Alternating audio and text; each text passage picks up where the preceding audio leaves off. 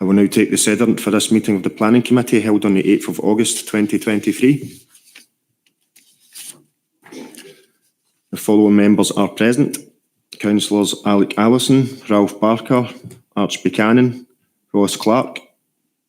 We have apologies from Councillor Jerry Convery. Councillor Bert Thompson is attending as a substitute. Councillors Margaret Cowie, Maureen Devlin, Mary Donnelly are present. We have apologies from Councillor Joe Fagan.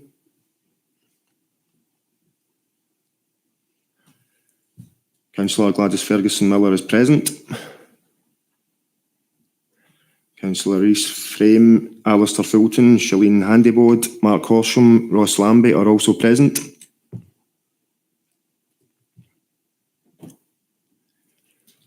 Councillor Martin Lennon is not present. We have apologies from Councillor Monique McAdams.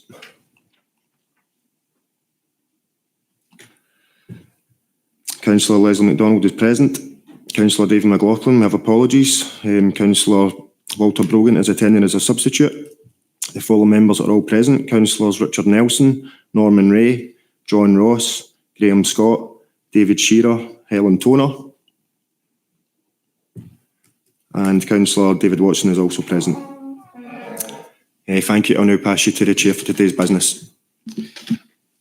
Thank you very much. I'll go to agenda item number 1. Any declarations of interest? Councillor Shearer.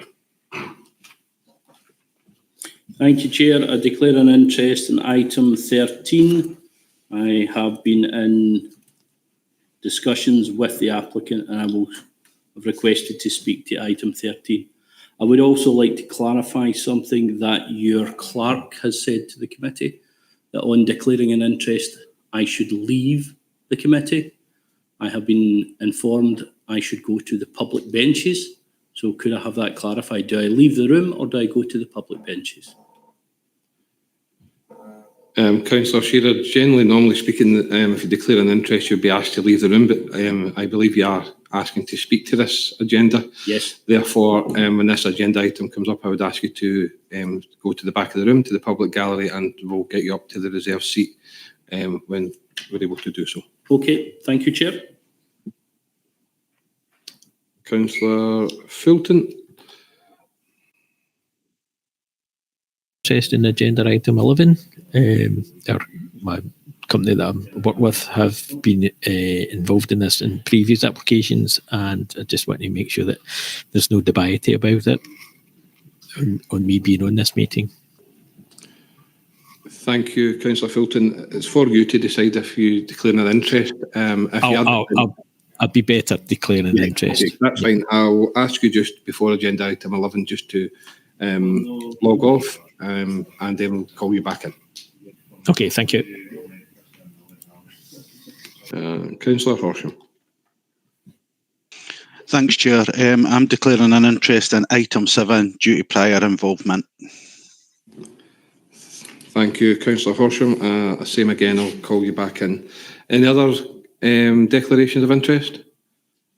No, I'll declare an interest myself in agenda item number 9. Predetermination. I know one of the objectors and therefore I will declare an interest in agenda item number 9. If no further declarations of interest, I will then move on to agenda item number 2 as the minutes of the previous meeting which are submitted for approval as a correct record. These are on pages 5 to 10 in your pack. Do we all agree? Agreed. I will move them as correct. I'll second it. Thank you. Agenda item number 3 then is the South Lanarkshire Local Development Plan number 3, and it's pages 11 to 36 in your pack, and I'm going to ask Fraser just to run through. Thanks, Chair. Yeah, this report seeks the formal approval of the committee to prepare a local development plan for South Lanarkshire. And it's within the context of the timetable set out in the development plan scheme that is attached to Appendix 1. The paper that's today is setting out the stages that will be followed in preparing the local development plan. And it begins a process of engagement, consultation, gathering of data, and a review of supporting and relevant strategies and plans that will inform the content of the local development plan that will, in due course, be adopted by this committee. The paper today also confirms that work is underway in preparing an open space strategy for South Lanarkshire, and that will form part of the evidence report that will be sent to Scottish ministers, but will also be reported to this committee first. The paper today is very much a factual statement of the processes that will be followed, but further engagement and consultation will be held with members throughout the preparation of the local development plan. And this will come in the form of workshop events, reports to committee, and participation and engagement with community groups and organisations that members will also be involved with.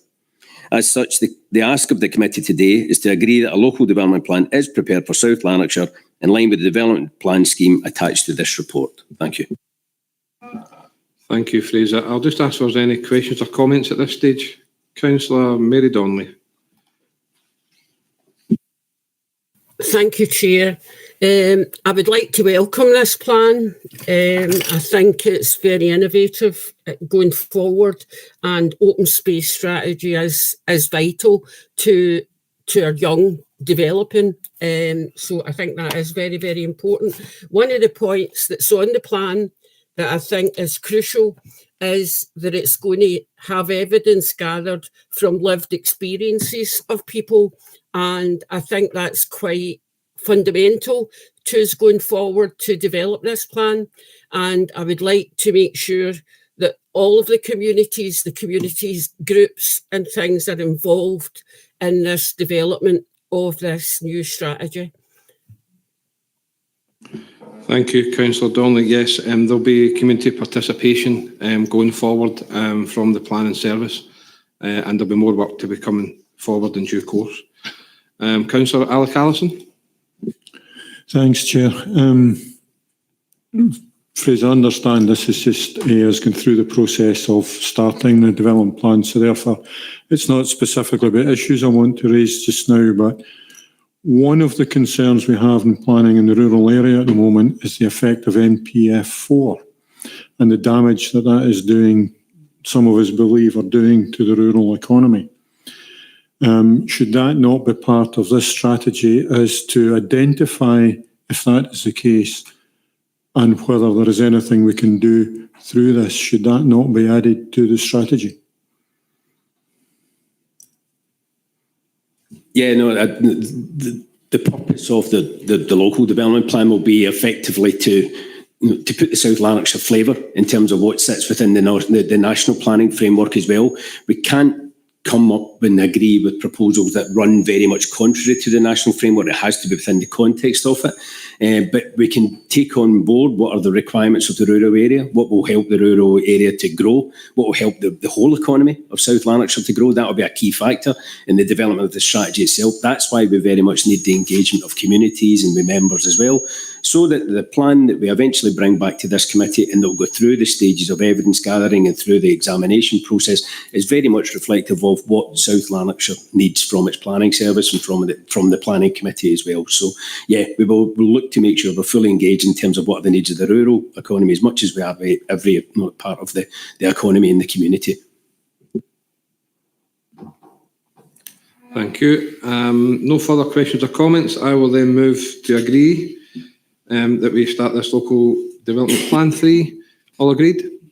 Agreed. Second it, Maureen? I second it. Thank you.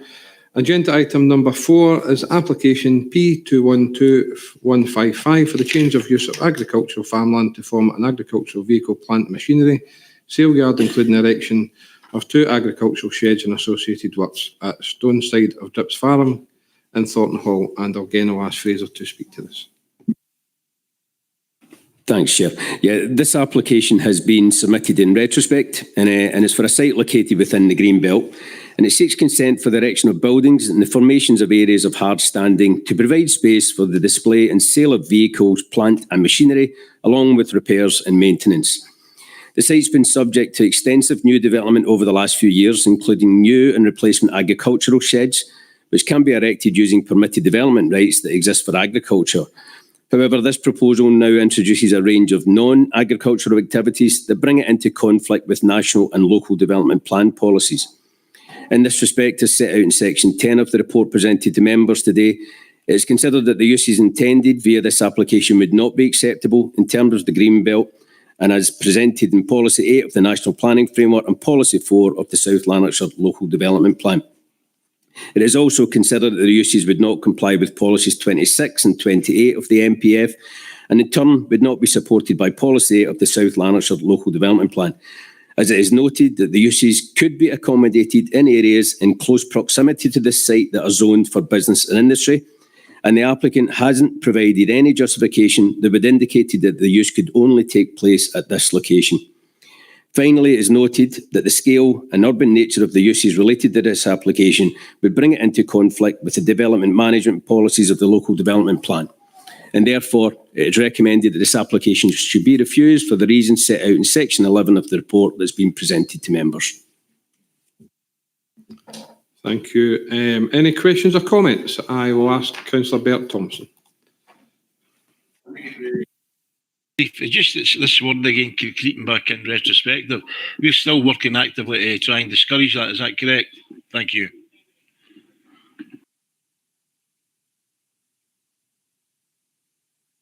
No, we would always encourage applicants to engage with us as early in the process as possible so that we don't get into this situation in terms of retrospective uses. So there's also an additional charge that comes with retrospective applications now as well. So yeah, no, as you say, we would seek to discourage retrospective applications and engage early with applicants. Thank you. Councillor Allison. Yeah, could we have a little bit more information on the type of business that they were looking to conduct from here? It says maintenance of equipment. Is it agricultural? You're suggesting that it's not suitable here, yet it's agricultural sheds that are being built. So can you hear a little bit more about the business that is looking to operate from this site? In terms of the sheds themselves are not agricultural in size. It's the uses that are taking place in them is effectively vehicle sales, car sales, there's maintenance of plant and machinery as well, not necessarily related just to agricultural uses. There's there are businesses and operations on the site which have grown, which are related to agricultural businesses as well as the agricultural business itself. The uses that are sought here are it's basically around a commercial operation for plant and machinery that doesn't need an agricultural site. It doesn't need to be here at that location. So that's and the intensification of the uses that are taking place here is going beyond just purely agricultural use. That's what brought it into conflict with us. We'll look to engage with the applicant on this one to try and find alternative accommodation for them. We can find an alternative site around this. The properties and the buildings that are there could actually carry on and be used for agricultural uses. It's just the uses that are there just now. It's more about just it's commercial plant and machinery. It's being maintained and sold from the site. Any further questions or comments? Councillor Watson. Just on that last question and the answer, I'm not quite sure. When you say is it tractors and harvesters or whatever that's used in a farm, or is it plant that's used in building sites, etc.? Is it more along that way, right? But if it was like tractors and stuff that was used in agriculture, would this be acceptable?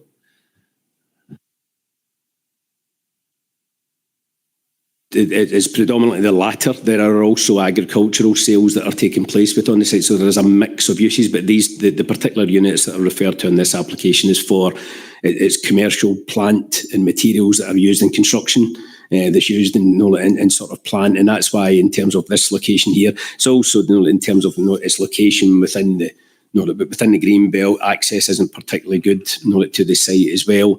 It's the intensification of the uses, so it's the uses here that are not related to agriculture that causes some concern, bring it into conflict with policy. And as I say, in terms of the intensification in the use of agriculture, it would be in line with the policy as these non-agricultural uses.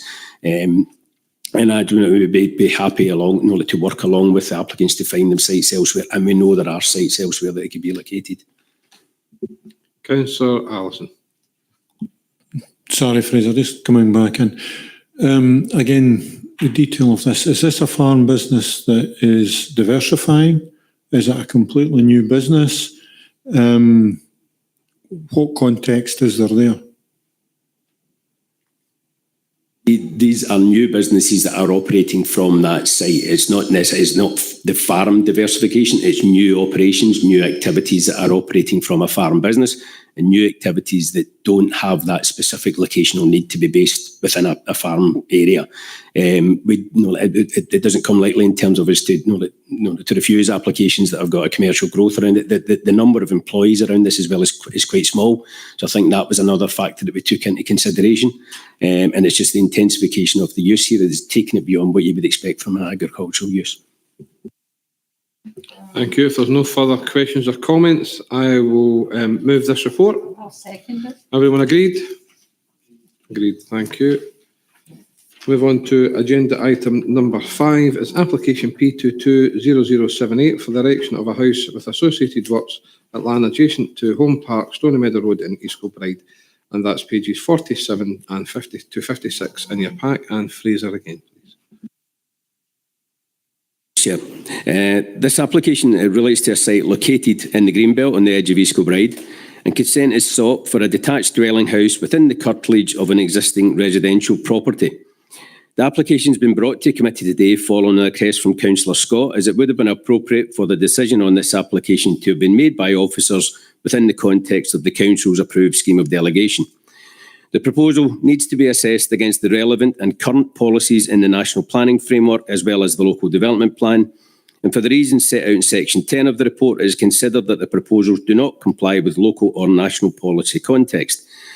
The proposal to erect a single house in this Greenbelt location cannot be justified in terms of policies 8, 14, 15 and 16 of the National Planning Framework. In addition to this, is also contrary to policy 4 of the South Lanarkshire Local Development Plan, as there is no specific locational need for a dwelling at this site. It is noted that elected members have been contacted in recent days by the agents supporting the applicant on this matter, and in this respect it is considered that no new or relevant planning matters have been brought to the attention of the Planning Service that would alter the recommendation that is presented to members today. This being the case, the recommendations to members is that this application should be refused for the reasons set out in section 11 and on pages 53 and 54 of this report. Thank you, Fraser. I will open up for any questions or comments. Councillor Scott, online, please.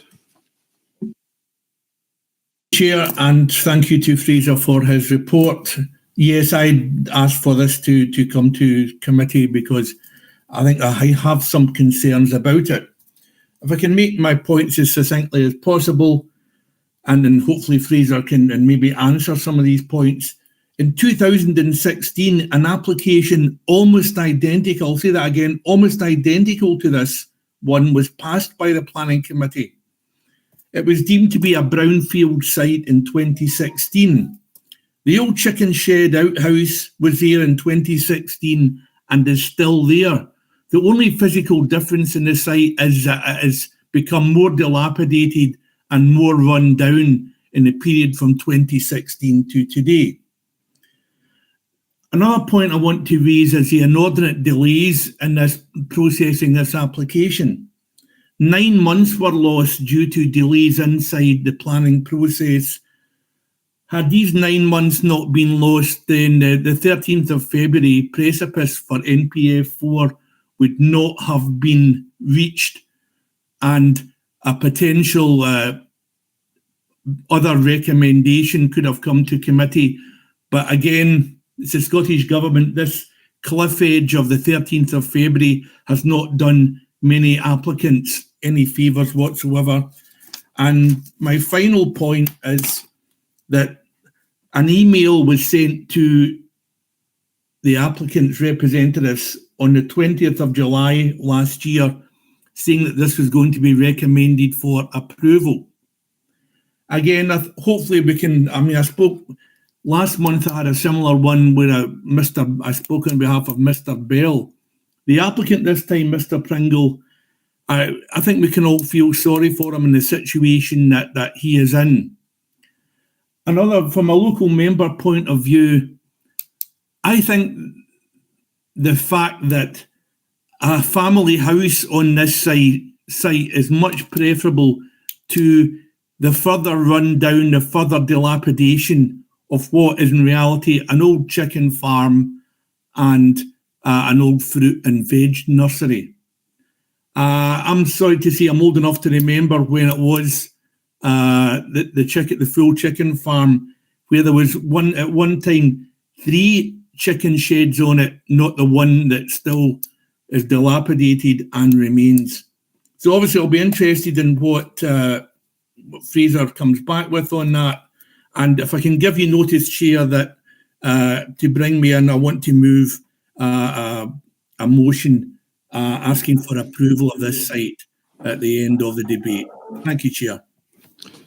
Thank you, Councillor Scott. I'll just ask Fraser just to come in and give his view on things. I do agree that the 9 months was certainly an unwanted period of time for him to be sitting with anything. So I'm hoping that that can be clarified with Fraser as well. I think just from my point of view is it's not just the NPF4, there is a local development plan, but I'll ask Fraser as a planning head of planning just to clarify. Thank you. Thanks, Chair. Yeah, it was recognised and noted in the report that there was a previous approval for the site. The policy position has obviously changed since 2016 in terms of that we have a new local development plan, but we also have the National Planning Framework as well. National Planning Framework makes it very clear that development of this nature is not appropriate. It gives a strength to the Greenbelt policy, which effectively also then reinforces what we have within our own local development plan as well. That's why the reasons have come forward today in terms of the site is considered as being inappropriate in terms of national and local plan policy. The definition of the site is brownfield is questionable, I would suggest, in terms of the applicant has provided information and in terms of a supporting statement, which is actually within the portal, which shows the site. And yes, there is some building on the site, but the area has effectively regenerated, is grassed over. And as tends to happen with areas like this, it is effectively returning to that greenfield state. That being the case, though, but in a brownfield site within the Greenbelt would still be considered as being contrary to the policy. It's the Greenbelt position is the one that takes primacy. Regarding the delay, in terms of dealing with the application, I think that is a matter that we would seek to address around that. I know there was quite a lot of correspondence between the original agent at the time and with the planning service. In terms of officers, I think they would be looking to sometimes give a bit of reassurance in terms of the agents, in terms of how they are considering a planning application. But I would stress to my officers, and I would very much stress in terms of my own role in this process, is that we don't make decisions. The planning committee makes decisions. Officers can say that they are comfortable with it, but they are very much, they are a cog in a wider process. The decisions made by the planning authority. Sometimes that can be read in terms of it's helpful information that's provided by officers, and that's then taken on board by agents. But really, at the end of the day, I think it's always been seen that we must recognise the primacy in the role of the committee. We recognise the role of the planning policies that we have to make our decisions in line with. And we also have to recognise that we need to speed up our decision-making process. So I'm very keen that in working with us as officers, with statutory consultees, is we provide a quick decision and planning applications as soon as we can. But in terms of this particular position, I think there has been a change in policy. There's been a change in the actual the site itself, and I think that's why it's led to this recommendation that the application should be refused as it is contrary to policy. Thank you, Fraser. Councillor Barker, please. Thank you, Chair. Thank you, Fraser. You may have partly answered my question. I've no concerns about the principle recommendation of it and certain other items coming up later. In fact, I've long advocated a more firmer application of policy and guidance, and I've been disappointed at some consents in the past. Looking for some assurance, and given a relatively recent refusal by this committee, is there any obvious possibility that, given the timescale, that there'll be good grounds for an appeal? We all remember a very recent refusal on principle, which just went to the reporter, and the committee decision was overturned. Are we any assurance that this is very unlikely to happen in these cases due to the spread over of time that have been involved? Thank you.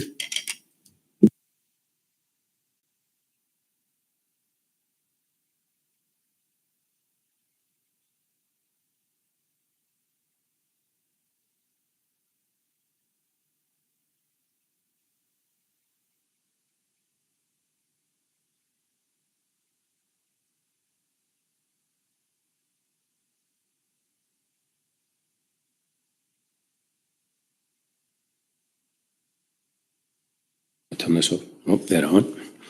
Yeah, thanks, Councillor. It's in terms of there is always the route to appeal that exists for any application, and those matters then need to be taken into consideration by the reporter who's appointed to consider the decision that's taken by the council.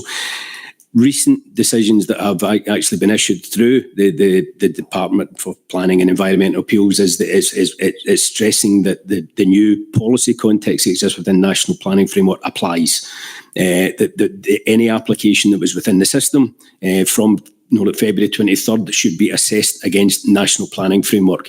The time, it was a drop-down date in terms of the imposition of the policy, but that's the policy that we need to follow.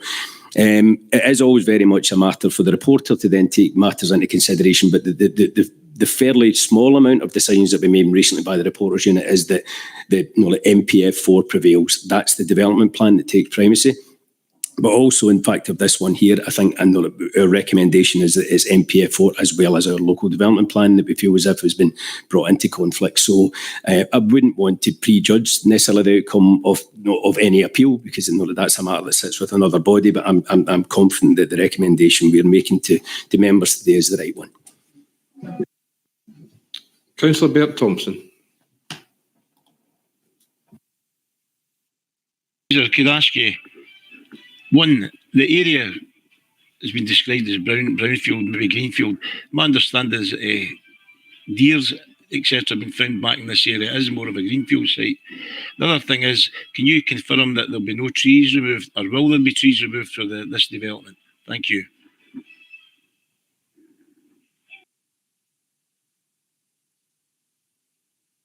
Yeah, in terms of the area, yeah, it has regenerated. So it's an area that's now effectively it's returning to garden ground. That's ancillary to the main use and the residential property that's on the site. I'll be honest with you, Councillor, in terms of the removal of trees, I think if anything that's there, it's fairly shrub development or shrub regeneration planting on it. I don't think that would necessarily be a determining factor in terms of any the recommendation here, but the area is returning to that sort of natural vegetating state, which is not what you would expect with a development over a period of time that's within a greenbelt location. Thanks, Fraser. Councillor Shearer. Thank you, Chair. Just on that matter, there was always a planning precept that we would guide people to use up brownfield sites before allowing any intrusion onto a greenfield site. I would just like to know, is that still the case? Is the planning department still trying to use up brownfield sites, or have we changed that to an absolute no? And who decides when a brownfield site has regenerated back into greenfield? Because my understanding, if there's concrete, bricks, tarmac, yeah, through time, nature will take it over again. It will return to scrub land. It won't go back to grazing land, and it won't go back to land that you could plant a crop on. So my definition of a brownfield site is a site that you can't graze animals on and you can't plant a crop on. So who decides that and what timescale is involved? Thank you. The issue, I suppose, to hand here, Councillor, is the green belt use of it. You can get previously developed land within the green belt, and that's where the definition would kind of come in terms of brownfield. It's pre-developed land. The main issue, though, we have here is that we have an area where within the green belt is where proposals will only be acceptable if they meet a range of uses, and there's a significant number of uses that are acceptable within greenbelt locations. And in those instances where it meets it's one of those uses that require they have a specific locational need, or it's related to an agricultural business or horticulture business, and the number of other sort of acceptable uses within the green belt, we would aim people to try and use previously developed land as opposed to going on to fresh greenfield land. The main drive we would have, though, is we would always encourage people to go into the existing settlements, to go into the existing areas.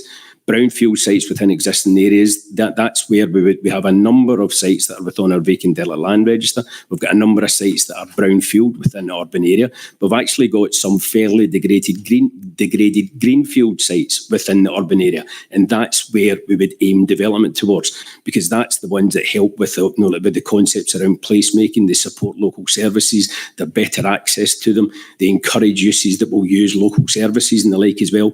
What we're concerned here about is not necessarily the brownfield definition. It's we're trying to encourage good development to go to the best locations that help with those wider principles that we have around trying to grow places and to guide development to where there's local services and they'll support local activities rather than sort of sporadic and isolated forms of development.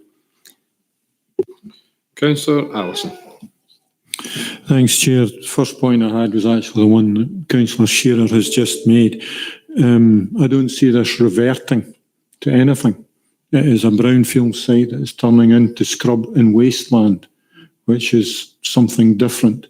And therefore, what would you use for this under NPF4? They don't allow us to extend a grouping. Well, if you look at the map, this isn't extending anything. It is within buildings that are already there. I'm also concerned about this continual use of the word greenbelt as well. My understanding the greenbelt was, if you like, roundabout urban areas to prevent development going too wide. It has now been put in the same grouping as rural areas. And I think that is confusing what we're allowing in the rural area. And this is a brownfield site. And this is the application we've got for the use of it.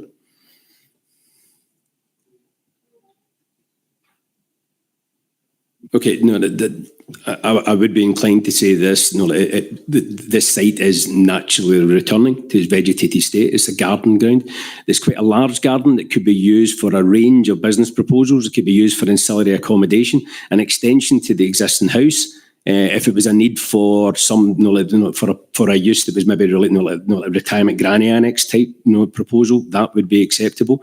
As I say, there are a number of businesses that can be located in greenbelt locations. This one, I would say, is probably, let's say, a couple of 100 yards from the edge of East Kilbride, so it's very much in a greenbelt location. I think there's always been a drive to try and encourage new development within the settlements, as I say, as opposed to sporadic and isolated development that is along a road that leads between two communities. So here I would be inclined to think that it very much fits the definition of greenbelt. It's a sensitive greenbelt area. It's always going to be attractive in terms of development because people may have land that's available for development, but it's effectively a garden ground just now to an existing property that could be used for a range of businesses. It could be used for a range of activities, and they would be compliant with Greenbelt policy. No further questions or comments. Councillor Scott. Just before I bring you back in, I will move the recommendations to refuse. I'll second it. And Councillor Scott, please.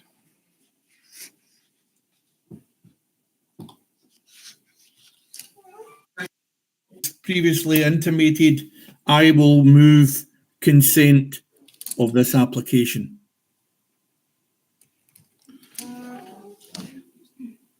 Thank you, Councillor Scott. Can I have the reasons for the consent, please? That it's a brownfield site and it is consistent with the 2016 Planning Committee decision. Hopefully that's good enough. Thank you, Councillor Scott. And I'm looking for someone. You get a seconder, Councillor Scott? Councillor Shearer is seconding your amendment. Councillor Shearer, would you like to say anything on it?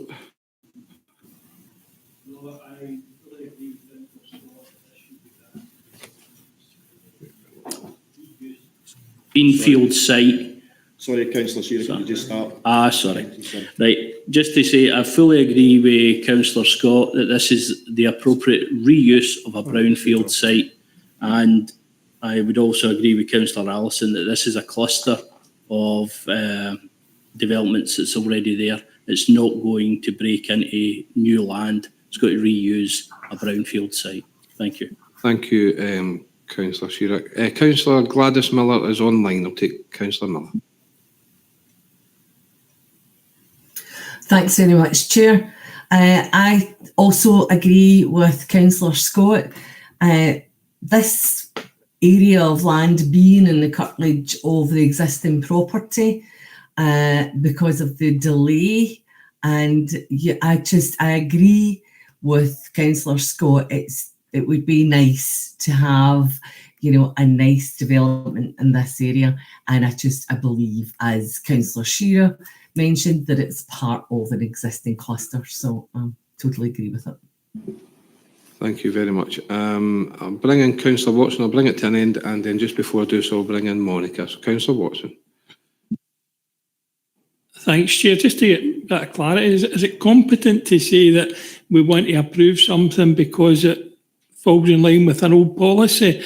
Because at the end of the day, we've not plenty of applications back that have complied with old policy, but we adopt new policies. And Councillor Scott should know, as a past chair of a planning committee, that these things change. And if it doesn't comply with current policy, never mind NPF4, I think we're in a bit of a rocky ground to say we should be moving that, because going forward and looking back, there's lots of cases where, and not in the too distant past, that we've knocked back applications that would have met previous policies but not current policy. So I'm a bit wary of sort of, that statement that because it complied previously, we should be accepting it. And just also maybe seeking some clarification, because I don't think it's come through to members here, that this is not a site and a demolition of a house or rebuilding. My understanding, this is a site of a new house on land that's existed beside an existing house. So it's not as if it's squeezing in an extra house, basically. And I think we need to bear that in mind as well, to where the hamlet is. And again, we've got precedents in taking decisions regarding that. Thanks, Chair. Thank you, Councillor Watson. Very good points. I'll just ask for the legal position. Monica? Thank you, through you, Chair. I think it might be an appropriate time just to reiterate Section 25 of the Town and Country Scotland Planning Act 1997, and that's the test which the Planning Authority has to apply when making planning decisions. And that is where, in making any determination under the Planning Acts, regard is to be had to the development plan, the determination is, unless material considerations indicate otherwise, to be made in accordance with that plan. And that is the current plan, as I think Councillor Watson was alluding to, which would include NPF4. In terms of some of the other points that were made, obviously there's reference in Section Development Plan was for the following reasons: that the Planning Authority considered it's a brownfield site, and that this would constitute appropriate reuse of a brownfield site. If Councillor Scott could just confirm. Councillor Scott, I'll just get you I hope you heard everything that Monica just said, so can you just clarify your position?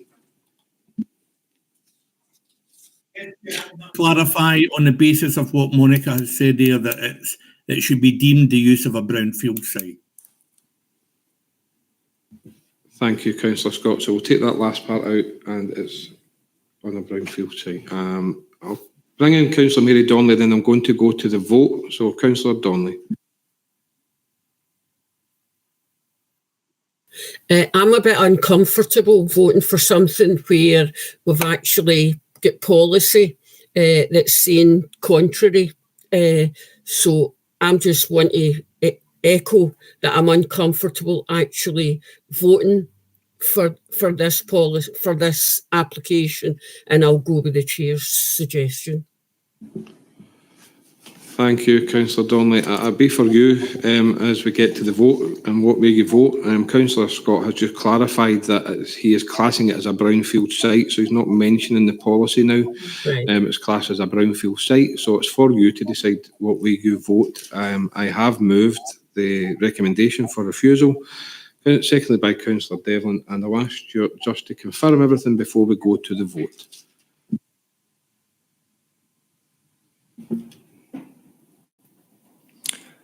Thank you, Chair. So if you just give me a wee second.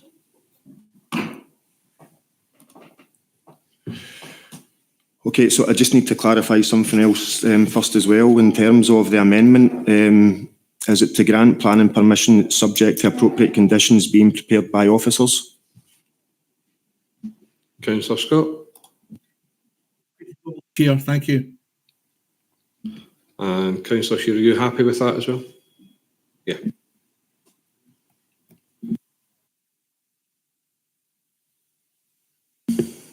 Thank you. So just to recap, the motion proposed by Councillor Nelson and seconded by Councillor Devlin is that the application be refused for the reasons detailed in the report. And the amendment proposed by Councillor Scott and seconded by Councillor Shearer is to grant planning permission subject to appropriate conditions being prepared by officers on the grounds that the site should be deemed to be use of a brownfield site. Sorry.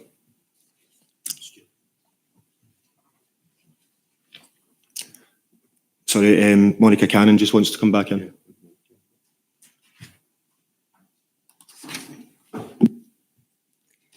Sorry, it was just to clarify that the motion, though, would be to approve contrary to development plan policy.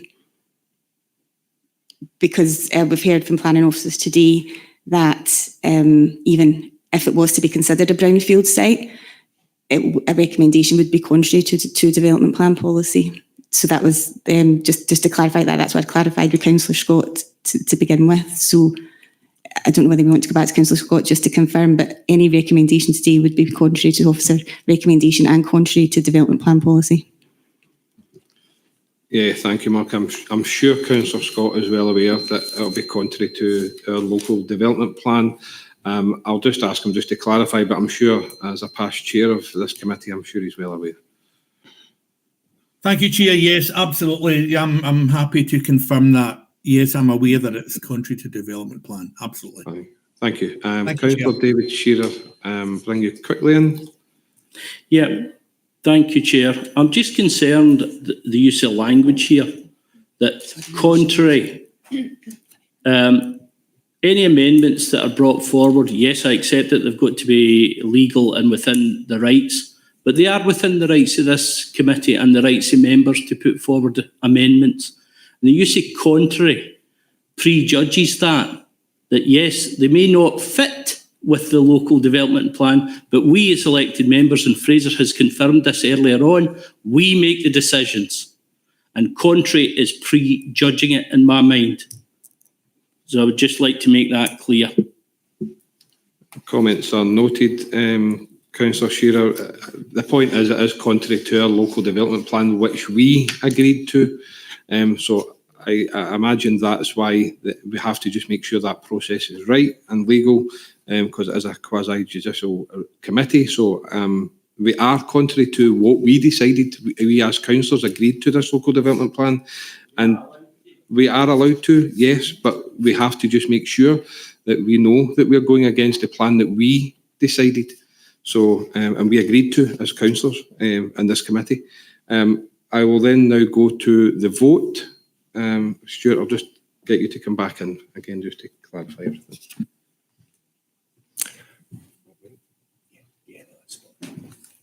Thank you, Chair.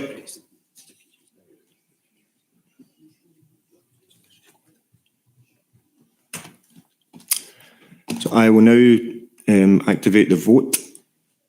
The vote has now started. If you could please indicate your voting intention. Thank you.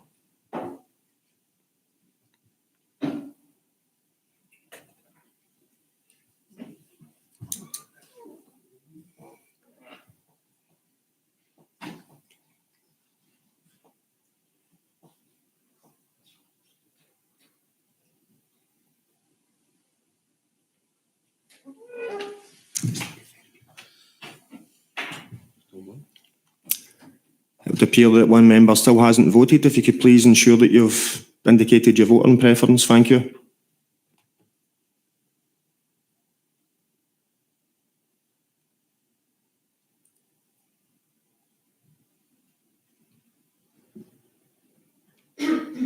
Still waiting on one member casting a vote. Can I ask you just to cast your vote just before we close? Give it another minute.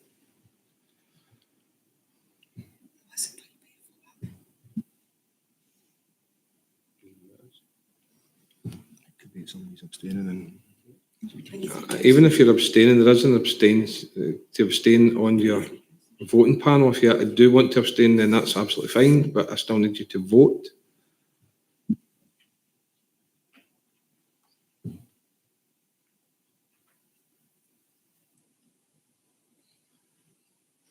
Maybe that somebody's got technical issues. Okay, I will ask Stuart then to close the vote.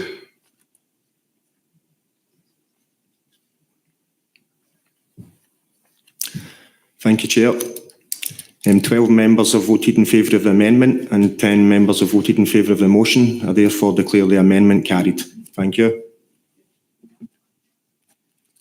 Thank you, Stuart. We will move now on to agenda item number 6.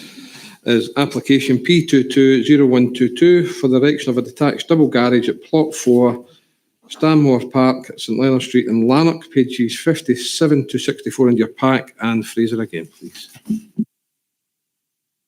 This application, it seeks planning consent for a double garage associated with a dwelling located at the edge of the settlement in Lanark. 6 letters of representation were received against the scheme, and the proposals have been assessed against the relevant national and local planning policies. It's noted that the height of the garage was reduced from the details originally submitted, and it's considered that this addresses the main concerns that were expressed in the representations that were submitted, which related to scale and the potential impact on amenity. Therefore, it is recommended that, subject to the conditions set out in section 11 of this report, that this application should be approved.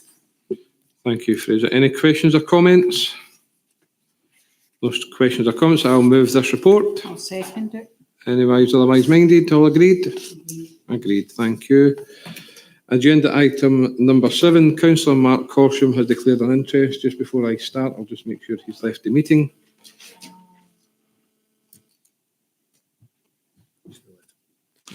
Okay, agenda item number 7 is application P220390 for the change of use of land from agriculture to Class 6.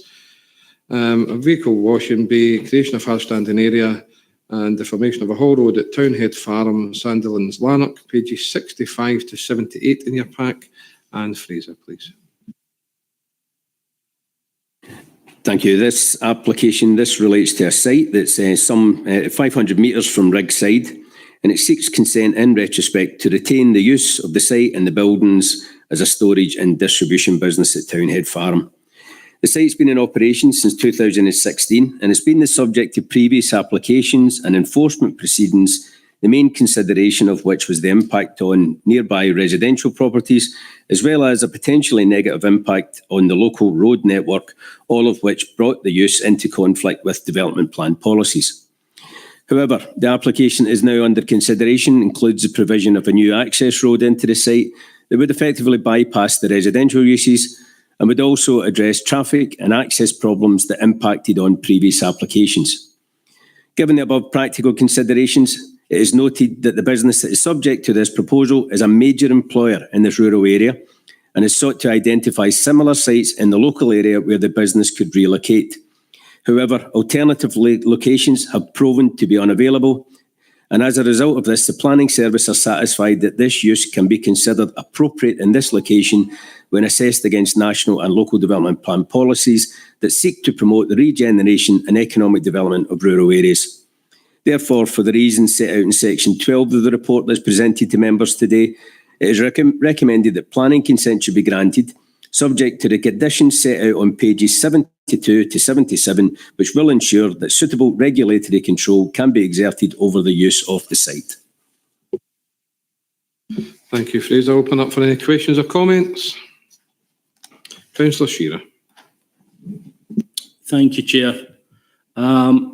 This has been a long rumbling application which came before the committee during the last administration and was refused.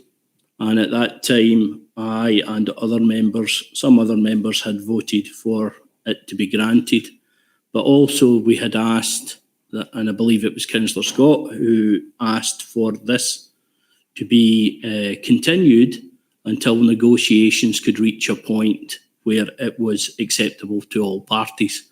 I am glad that we have now reached that point, but I am disappointed that it's taken so long and with so much uncertainty to the people who work on this site and take their employment, many of whom live in Rigside where employment is scarce. So I welcome the fact that we have finally reached an understanding that we can all be happy with. Thank you, Chair. Just a comment, Chair. Fraser, it's just to thank the Planning Department. Actually, slightly different from Davy's point of view about the work that you've put in so that this could actually come to fruition. I think the list of conditions shows the difficulties that you have had, and I'm sure those who are employed by the company will be grateful of the security now of their employment. But thank you very much for the work being done. Thank you, Councillor Arson. I will echo those comments as well. It's a great end to this for everyone, and thanks to the officers and the people at JHP Transport. The long, lengthy process, we've got there in the end, and I think it's wonderful, especially for the people who work there, reside in Rigside, and great to approve, and subject to the conditions. I will move that. I'll second it. Everyone agreed? Thank you. Agenda item number 8, we'll just invite Councillor Horsham back in.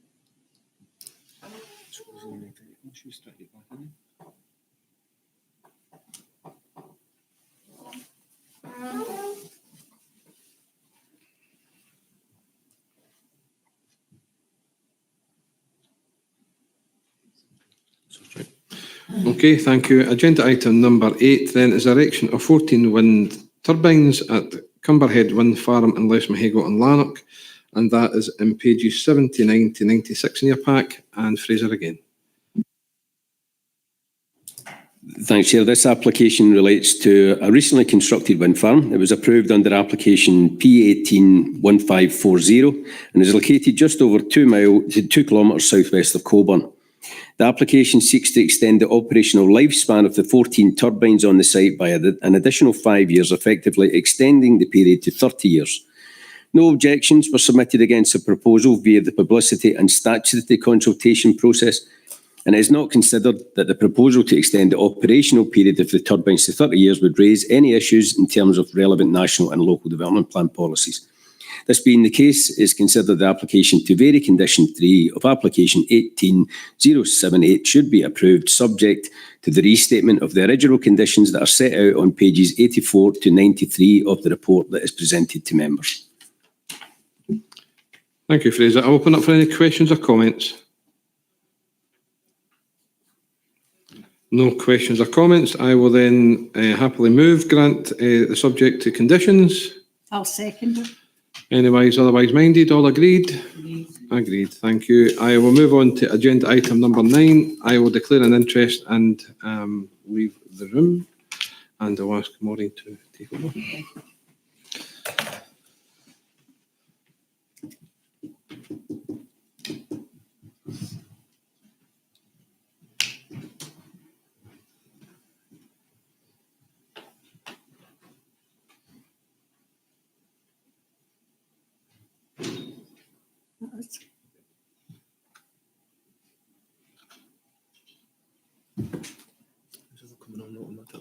That's us. Right, under the circumstances, I have to ask the members, are you happy for me to continue in the absence of the chair and the deputy chair, for me to take the chair for this item only in terms of standing orders number 33B? So is everybody happy with that? Yes. That's fine, we can carry on with the meeting now. Okay, this is plan application number 9, agenda item 9, and it's a change of use from a domestic office and gym into a one-bedroom self-catering holiday let retrospective. I'll hand you to Fraser. Thanks. Thanks, Chair. This application, as you say, has been submitted in retrospect, and it's for a change of use of what was a domestic office and gym to a one-bedroom holiday let. 8 letters of representation were submitted against the applications, and these are set out in section 7 of the report, and the use has been assessed against the issues raised in the relevant development plan policies. With regard to the relevant policies, small-scale holiday accommodation is considered an appropriate green belt use. Well, the scale of this facility is such that it is considered that there would be no significantly detrimental impact on the amenity of the adjoining properties. It is noted that the licensing of short-term holiday lets is controlled under separate legislation, and to this end, the management of guests and the condition and use of the property would be addressed through controls that are out with the remit of the Planning Committee. Therefore, in addressing the land use planning considerations and the compliance with the relevant development plan policies, it is considered that planning consent should be granted subject to the conditions set out in section 11 of the report. Do you have any questions or comments? I agree, therefore. Can I have a seconder, please? I'll second. Leslie MacDonald will second. Thank you. That's the item passed. Thanks.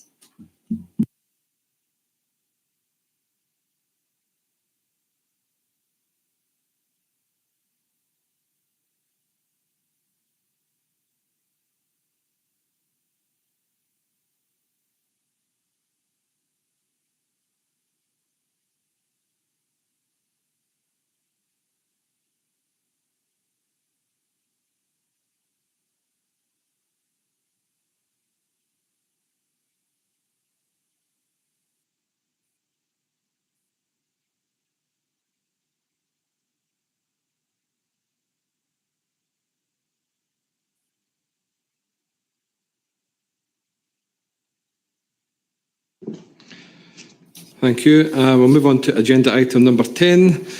Is application P230069 for the installation of a battery storage facility at land at Broken Cross Open Cast Coal Site in Douglas and Lanark. That's pages 105 to 118 in your pack, and I'll ask Fraser to speak to this.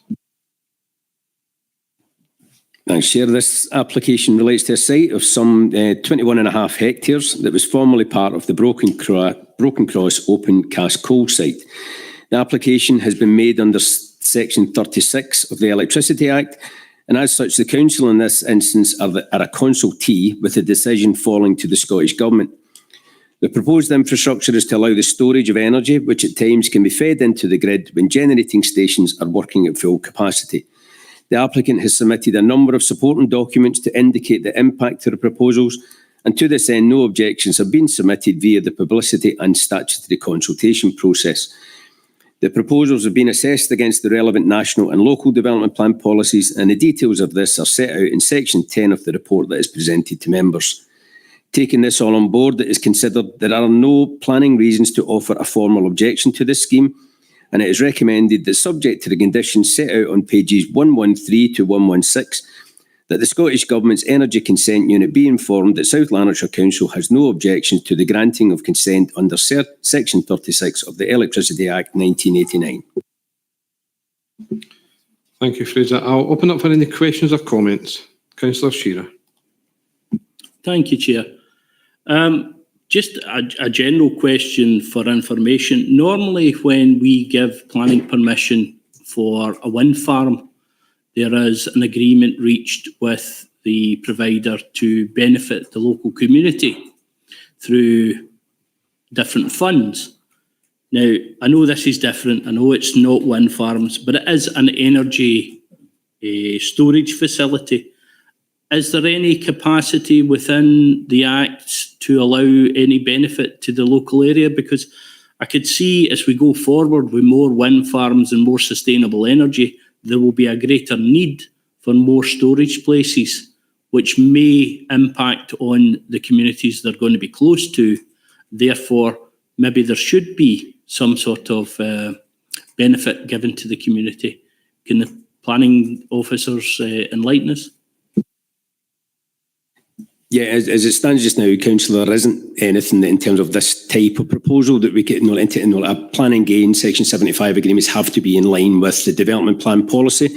This is probably a new type of development that's probably caught up over in terms of the last development plan that was approved. I think it's something we could take into consideration in developing the new LDP3. We'd have to assess, well, what's the impact on local communities? What's the community gain that can be gained from this? It is a fairly extensive form of development as well. So I think it's a matter that we can take into consideration through the review of the local development plan. But as it stands just now, no, it's not something that we could justifiably ask for. And that's why in terms of the decision making with this will sit with the Scottish Government to some extent, and we can only make a comment in terms of the impact in terms of our own development plan. But that's certainly a consideration we'll take moving forward. Thank you. Councillor Scott, please. Has basically raised the point that from David Shearer's comments about, I don't think, and I don't think this is going to be a wild prediction, that there's going to be no shortage of applications for battery storage facilities the way society is moving. And I welcome Fraser's point about including it in the local development plan, because I don't think there will be a shortage of these types of developments coming on stream.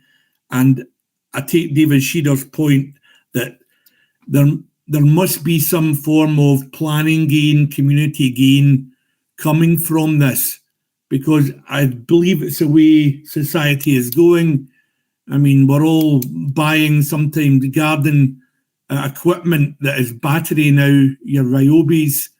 So we're all using it. There's going to be a huge demand in society. Therefore, we should be at the front end of the queue in terms of trying to get community benefit and community gain.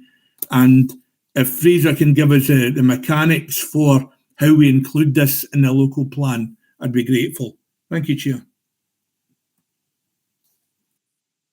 Thank you. Councillor Bert Thompson.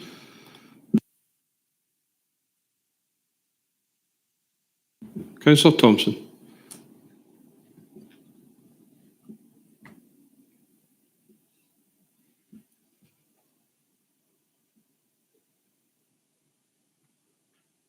I'll come back to Councillor Thompson. I'll bring in Councillor Alec Allison, and if Councillor Thompson wants to come back in, just to let us know.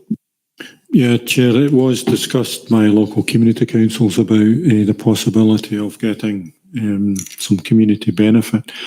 And it was realised that that wouldn't be possible, but they do actually get community benefit, because this is to store surplus power that is generated by wind farms, which are contributing to the local community.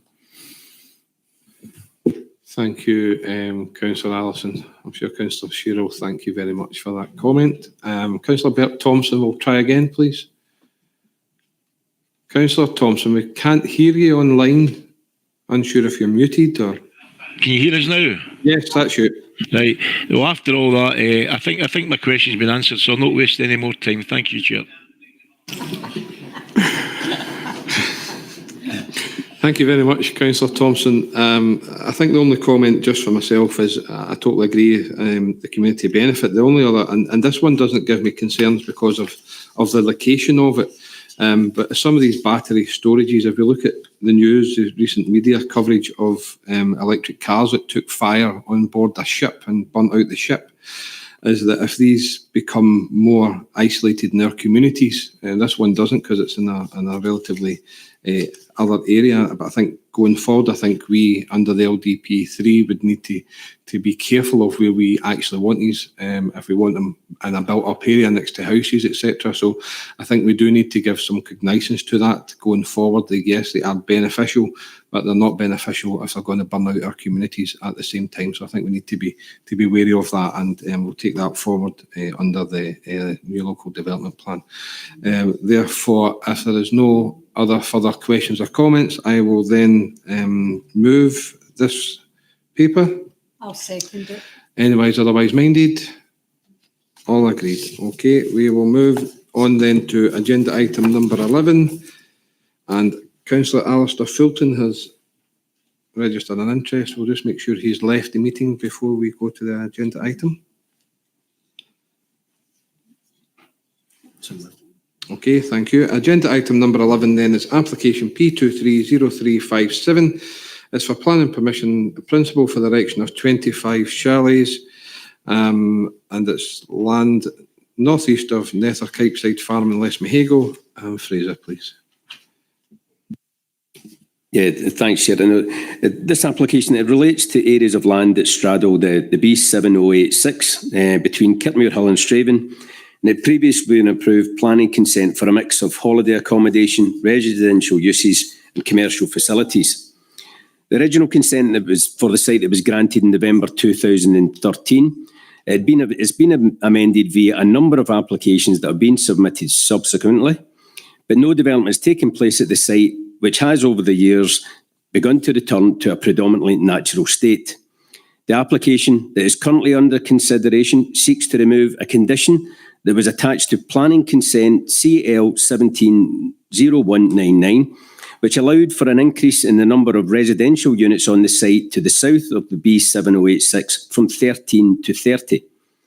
This application, if approved, which seeks to remove the number of the conditions, would establish the number of units on the site, would establish an unrestricted consent for residential, and it is considered that this is not acceptable in terms of the policies set out in the National Planning Framework and the approved South Lanarkshire Local Development Plan. Section 10 of the report presented to members outlines the issues that bring this proposal into conflict with development plan policies. And while it is noted that the applicant has contacted members of the committee, I do not consider that any new issues have been raised which would lead me to making a different recommendation to the members today.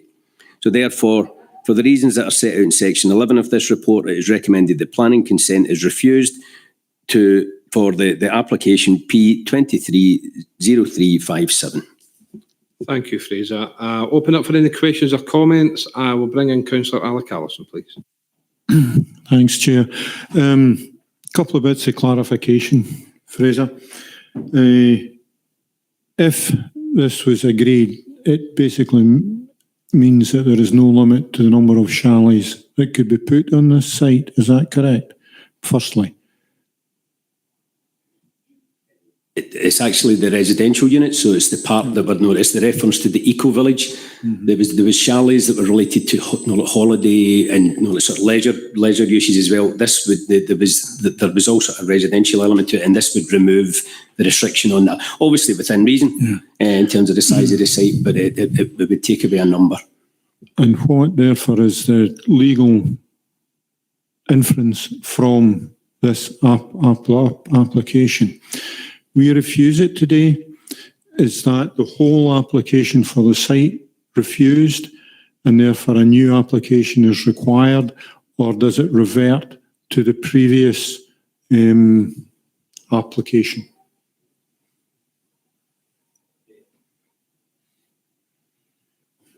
Sorry. Yeah, in terms of the application, the consent that was approved from 2013 and various other approvals that were given thereafter, that actually ran out in March of this year. So the condition that now applies is just to remove, the condition was effectively, the removal of that condition effectively kept the consent alive. That's where I was quite concerned about taking away a number to it, that we've effectively given an open-ended consent for residential development in this area. And I think that's what brings it into conflict with planning policy. The holiday, the chalet accommodation in the relation to leisure uses is a matter that we'd be more than happy to engage with the landowner and the applicant on. That's a proposal that could be considered as being in keeping with our development and national planning policy. The concern we have around this is an open-ended consent for residential use on what is a rural greenbelt location. Supplementary, Councillor Allison. Yeah, sorry, Fraser. What I'm still asking about is the application as such. There has been applications there which granted various things. what is their status if we refuse today? Is there still planning applications live, or will they need to come, or is this refusing everything and they need to come in with a new application? Yeah, no, it's probably quite confusing. Yeah, we aren't refusing everything. It was the consent was never actually instigated, so effectively the consent ran out in March this year. The application as submitted would have continued the consent on indefinitely, but without any restriction to the numbers. As it stands just now, the site no longer has any planning permission, not refused, but they can come back in with another proposal. They can come into us and have a discussion about other uses around that site. Effectively, I think with this particular application is presented today, there was the danger that we were presenting an open-ended consent for residential development. Thank you, Fraser. I think, personally myself, I think that we have approved historically a planning consent for this type of permission, and that gave us problems going forward recently. So would that occur again if we had to? If this was approved, we could go back to the same and end up with the same concerns we've had with some others? I think there is a danger that we effectively given approval here for a residential development that would be not in keeping with the national and local planning policies. I think the practical considerations about the number of houses that could effectively be then developed on the site would be challenging. So I think that's why, in terms of the open-ended nature of the consent, was something that causes a concern as a planning service. But as I say, willing to engage with the landowner and developer about alternative uses for the site. Thank you, Fraser. Councillor Norman Ray, please. Thank you, Chair. Yeah, can I just sort of clarify this a bit further? So is it likely that if this was refused and they put in a subsequent new application for what had been approved before but has run out, that under current policies would be likely to be rejected? And therefore, essentially, by altering this condition, it's to sort of continue that previous permission on so that they can continue to develop it where they wouldn't under a new application. Is that the kind of scenario? I think I don't think we would want to prejudge the outcome of a planning application at this stage, but certainly we as officers would be more than willing to engage with the landowner on about alternative proposals for the site. In terms of it's a Section 42 application that seeks to amend the condition, you have to deal with the application as presented. Also, in terms of if approved, the conditions that applied to the previous consent would then roll forward with this consent as well. If refused, it then, because the consent had actually expired in March, it needs a new planning application. So that new planning application would have to come in within the context of the new development plan context around it. But as I say, I don't think we would necessarily want to prejudge the outcome of that, but we'd be more than willing to engage with the owners of the site regarding any revised proposal. So today, it's effectively we're just dealing with this removal, the number that we're looking to refuse or to review through the condition.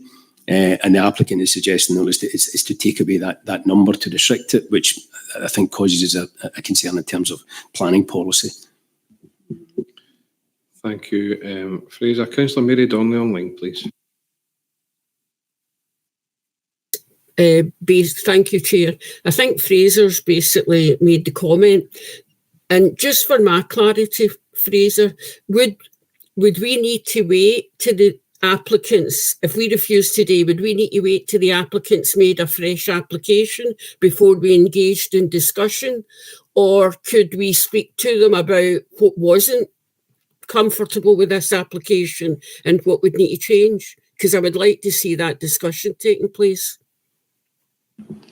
Thank you, Councillor Donnelly. Yes, so it'll be up for the applicant to come back to the planning authority as us, the planning officers, and they're open, as Fraser's already said, to go forward. So the door is always open for any agent to come and speak to our planning authority, and that won't change. So the discussions, if the applicant want to come, the door is open.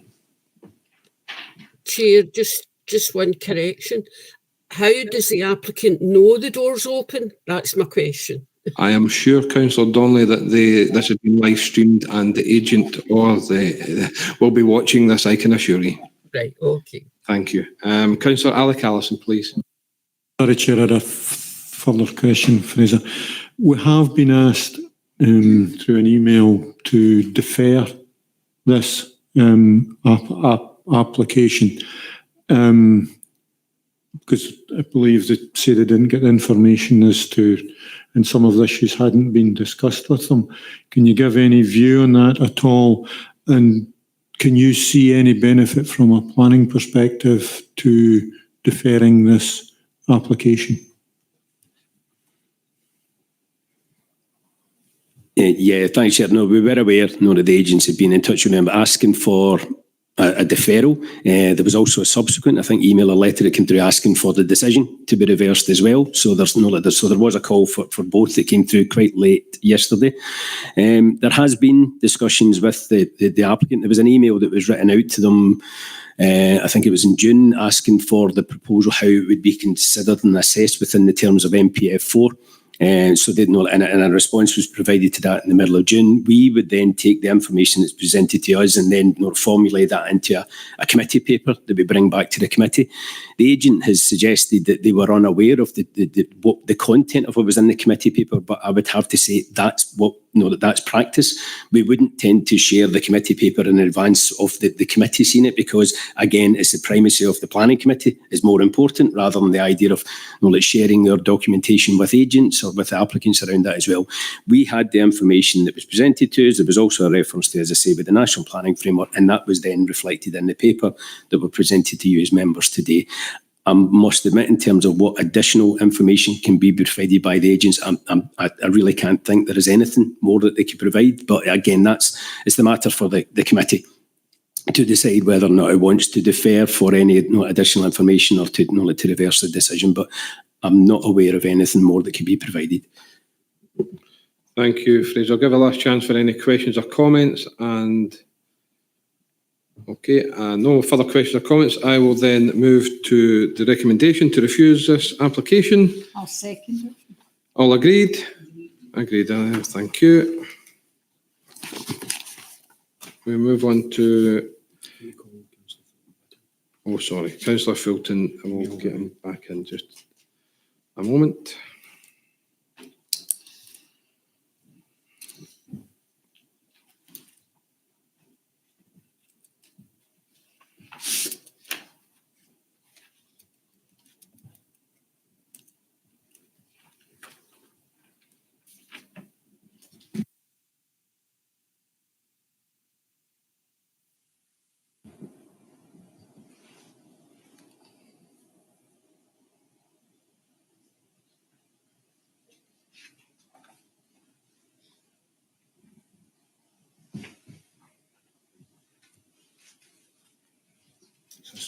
Okay, thank you. We'll move on to agenda item number 12. It's application P230587 as overcladding of roof and walls and erection of a single-storey extension to Our Lady of Lourdes Primary School in East Kilbride, and that is pages 129 to 138 in your pack. And Fraser, please. This application, relates to a range of works that are proposed for an existing school located just off the Murray Road in East Kilbride. 25 letters of representation were submitted against the proposal, and the details of this are summarised in section 7 of the report. The proposals have been assessed against the relevant policies in the National Planning Framework as well as the Local Development Plan, and it's considered that the details of the scheme do not raise sufficient concerns that would lead to a recommendation other than approval. It is noted that changes were made to the original design that was submitted for this site, and a new application was submitted. And it is also noted that public events were held to outline the details of the scheme with colleagues in education services, and albeit that this consultation was in addition to the requirements under planning legislation. So in this context, noting that there were no objections from statutory consultees, our council services such as environmental health and roads, it is considered that the proposed works to the school are acceptable and is subject to the conditions set out in section 11 of the report, as recommended that consent should be granted. Thank you, Fraser. I'll open up for any questions or comments, please. If there is no questions or comments, I will then move to grant, subject to the conditions. I'll second it. Everyone agreed? Agreed, thank you. Agenda item number 13, I will ask Councillor Shearer just to go to the public gallery, please.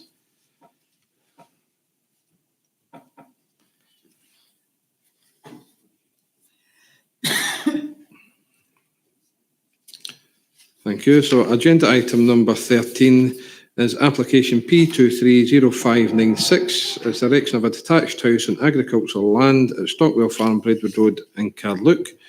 And that is pages 139 to 148 in your pack. And I'll ask Fraser to speak to this. Thanks, Chair. This application relates to a site that sits to the west of the settlement boundary of Braidwood and then is an area of designated greenbelt. Previous applications for the development of the site were refused by the Planning Authority, as was a subsequent appeal to the Scottish Government. And it is considered that the policy concerns that existed at that time also apply to this proposal, and that this application seeks consent for a form of development that is inappropriate and does not comply with local or national development planning policy. The proposal seeks permission in principle for a single house that is not required for a related greenbelt use or activity, and as such would be contrary to Policy 8 of the National Planning Framework and Policy 4 of the South Lanarkshire Local Development Plan. The proposals also run counter to a number of other development plan policies, and these are set out for the reasons for refusal on pages 144 and 145 of the report that's been presented to members. Nothing more to add, Chair. Thank you, Fraser. I'm going to ask Councillor Shearer to come up and address the committee at the reserve seat as a local member. And Councillor Shearer, you have 5 minutes just to present to the committee, and then I'll bring Fraser back in. Councillor Shearer, please. Thank you, Chair. The reason why I wanted to speak to this was to give the committee a fuller picture. And I'm going to raise some issues which are education, social work, community. I'm sure the planning officers will immediately say that's got nothing to do with planning, but I do think the committee needs to hear the bigger picture before making their decision. I was approached by Mr. and Mrs. Smith, who live in Braidwood. They have a young family, but the house they're in at the moment is too small. Their kids go to Braidwood Primary and they want that to continue. Mrs. Smith's parents live at Stockwell Farm and they were hoping to put a house beside her parents for family and social reasons.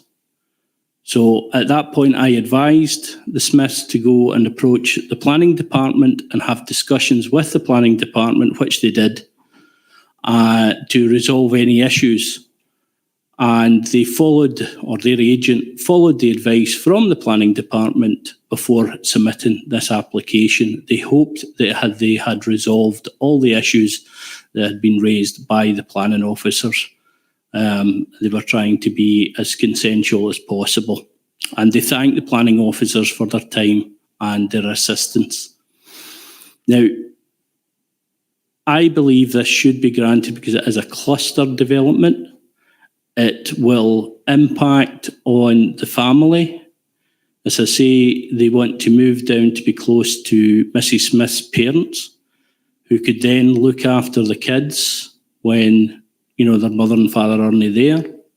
It's within walking distance of Braidwood Primary, so no transport issues would be involved. That's much more sustainable than, say, moving to Carluke and having to take the kids to school by car every day. They also would be, as Mr. and Mrs. Smith's parents get older, as the grandparents get older, there is a need there to help look after the grandparents as they age. So that would be beneficial as well. I do think that before ANPF 4, I think this would have been considered differently, and there was a time delay. And I know that was due to issues of staffing within the department, and that can't be helped. but I don't feel that it should be, people should be punished just because we have had staffing issues. And to my mind, it's the planning department is all about right house in the right area. And I feel that this site is the right house in the right area. And I would ask members of the committee to consider that and move that this be granted. Thank you, Chair. Thank you, Councillor Shearer. Can I ask you just to return back to the public gallery again, please? And I'll call you back into the meeting when we're ready after the agenda item. Thank you. Fraser, Head of Planning, would you like to address any of the issues raised by Councillor Shearer?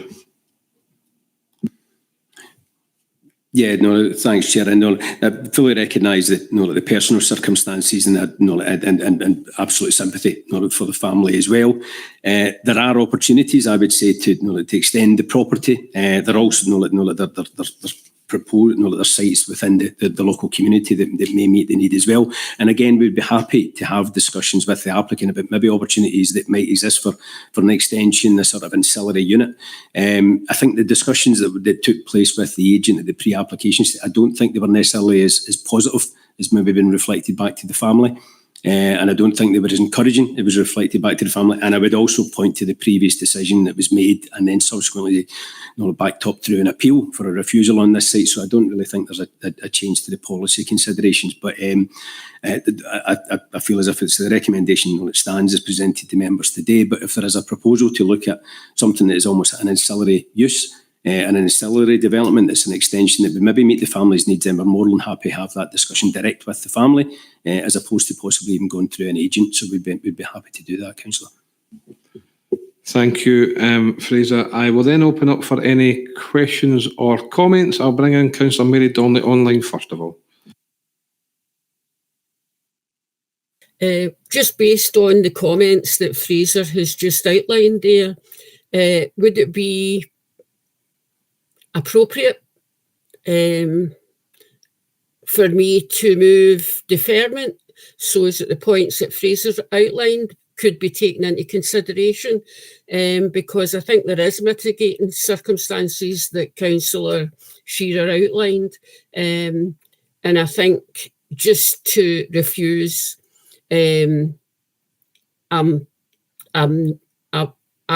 if there was another opening for us to defer and have further discussions with the family, taking on board what Fraser said about the agent, I'm not at liberty to that. But I think a deferment would be good to have further discussions with this family. I hope that's in order. Thanks, Chair.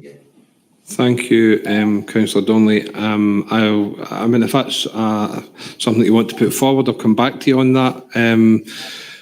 Personally speaking, a deferment of this is for a house. What Fraser was mentioning was to add on to the existing house, which would be a separate planning application. So therefore, the deferment of this would come back, I believe, to the same where we are at the moment. I'll ask Fraser just to confirm that, and then I'll come back to you just at the end, Councillor Donnelly, if you do have a motion to put forward. No, thanks, Chair. No, I think in terms of what I was trying to impress on it is that the principle of a standalone development in this location isn't something that really could be considered as being in keeping with planning policy.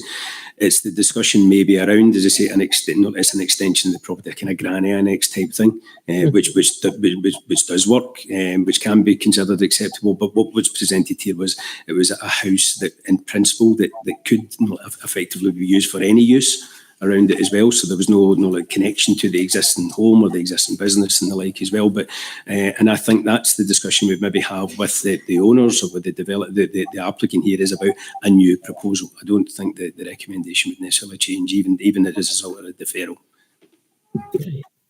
Thank you. I'll bring in Councillor Alec Allison, please.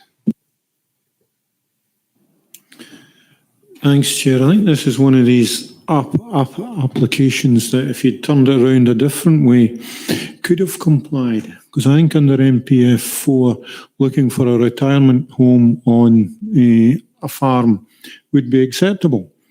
What we have here, though, is the older generation staying in the farmhouse and looking for a second house. So basically it would have been the same outcome, but simply different people, if you like. The other question you're then raising is the situation, whether it be an annex or a standalone house. 200 years ago, farmhouses were part of the steading and other buildings. Different scale of operations in terms of stock, equipment, etc. Today is entirely different, and you would not wish to build a new house in a farm steading, in an operational farm steading. And therefore, the positioning of what they're asking for here is actually common sense and where it should be if we were allowing a new house. But it seems crazy to say it would be acceptable if one person applied, but not acceptable if another applied.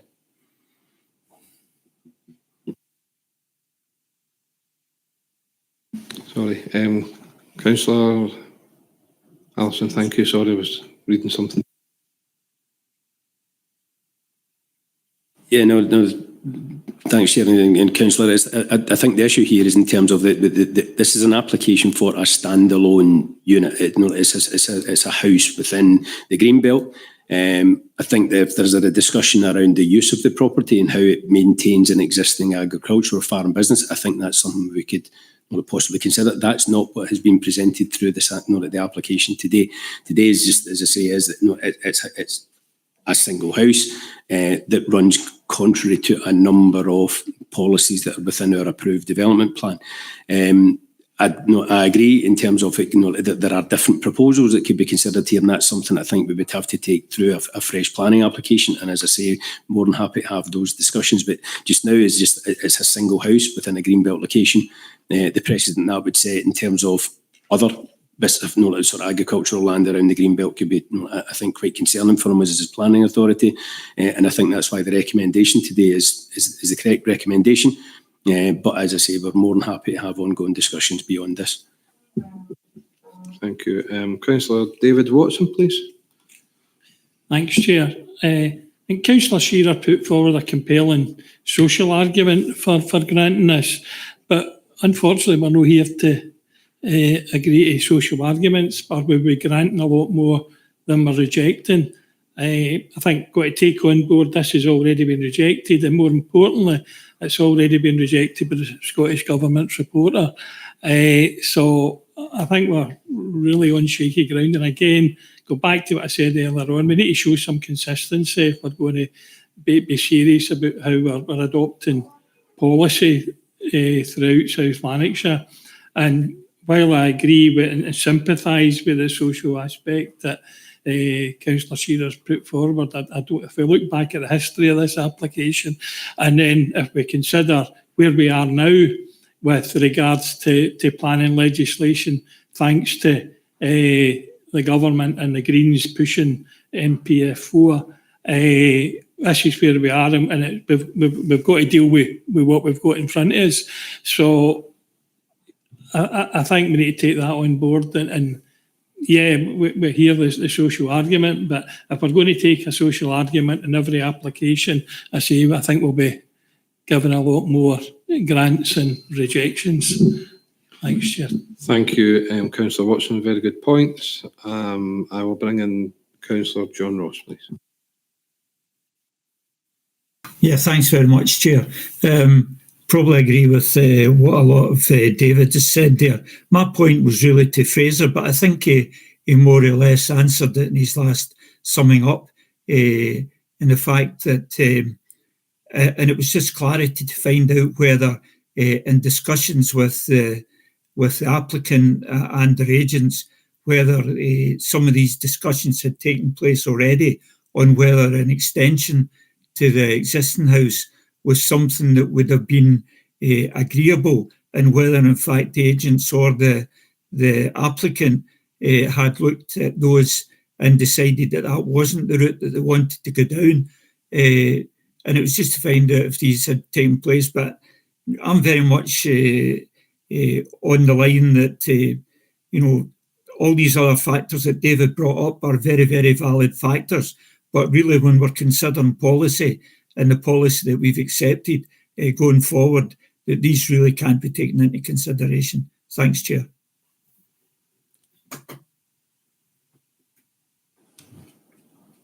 Yeah, no, thanks, Councillor. No, the discussions that took place at pre-application and via the application bill was about a standalone house. I think there was a recognition that it was connected to the family, but it was not. It was the proposal was never around an extension to property, an annex to the property. Like it was a standalone residential unit, and that's what brings it into very much direct conflict with policy.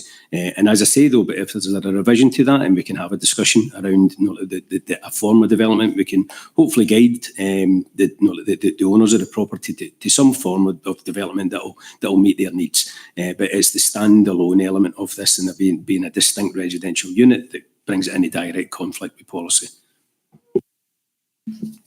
Thank you, Fraser. Any further questions or comments?